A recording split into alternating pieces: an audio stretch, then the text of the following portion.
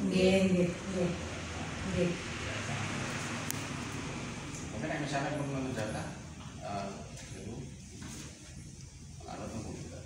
Ya, kita kan ada tempat organisasi di Bagian Lurang kita, tempatnya di SD Mangsen. Nah, ketika pondok Zinatul Bapak. Kan temenku mungkin nenten kados grup PT, grup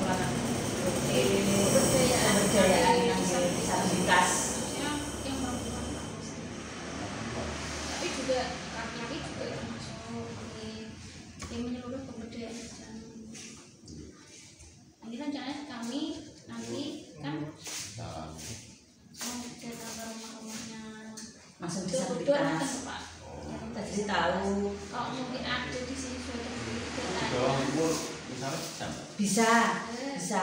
Nanti kalau di bawah umur, kalau sudah lansia, kita kan sudah kerjasama sama Basnas. Nanti terkait kalau membutuhkan seperti miskin kan perlu di perlu kasih sembako, kasih ngoten. Kalau yang bisa diajak, kalau masih produktif kan bisa diajak dalam pelatihan, kan nanti diajak punya pelatihan.